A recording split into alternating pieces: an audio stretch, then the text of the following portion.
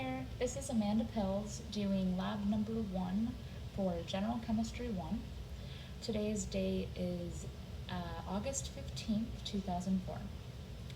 So today, for the experiment, we're going to be talking about static electricity and negatively and positively charged ions. For this experiment, I have a balloon, I have some salt, and I have some pepper. So first what we're going to do is just prepare our salt and pepper.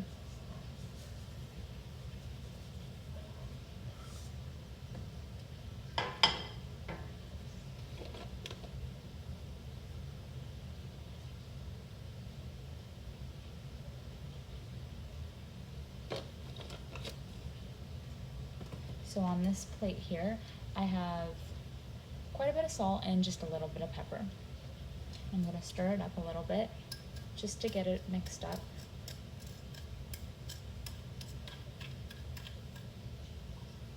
Alright, so that's what it looks like now. When I was researching a little bit about this project, I found that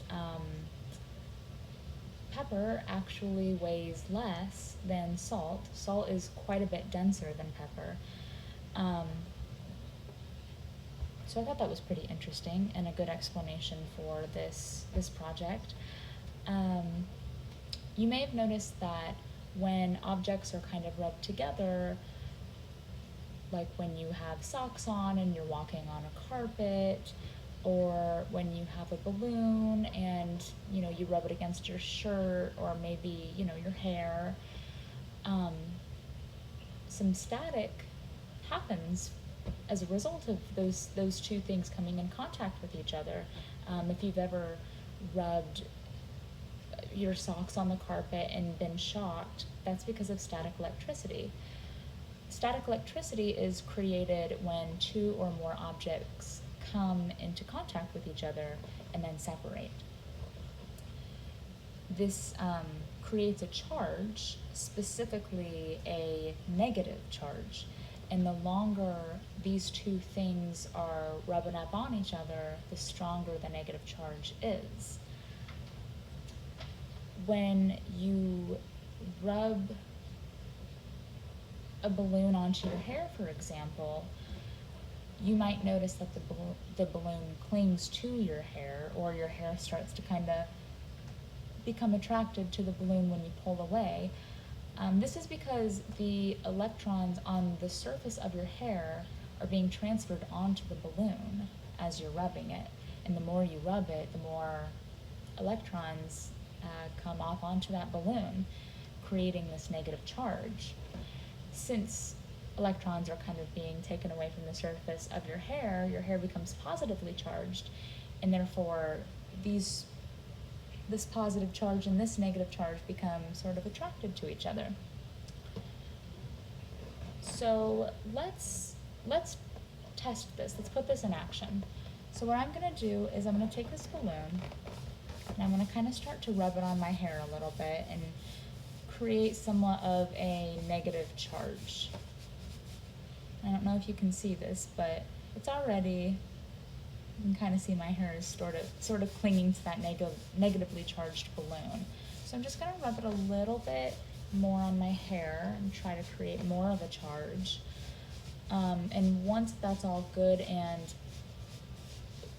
rubbed off, I'm going to hover it near my plate of salt and pepper, and we're going to see if the negatively charged balloon attracts the salt or the pepper or both or neither. So let's get this charged up. All right.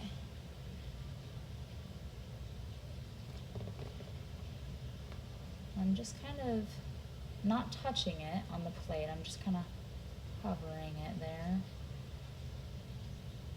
And I don't know if you can see it too well, but the little pieces of pepper are becoming attracted to the bottom of the balloon where it was charged up on my hair.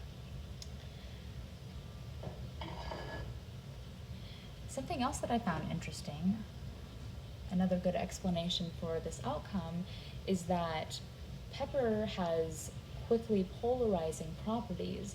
So the protons on a pepper flake will kind of rush to one side, and then on the other side of the pepper, there's the electrons. And so when you have that negatively charged balloon hovering over it, that positive charge from that side of the pepper wants to go right onto that balloon.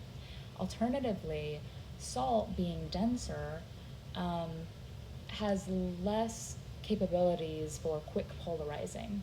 So when you hover that negatively charged balloon over the salt and pepper mixture, the pepper is much more quickly to stick right onto that balloon, and the salt gets left behind. So I hope you enjoyed this positively charming example of static electricity, negatively and positively charged protons at play. Thank you.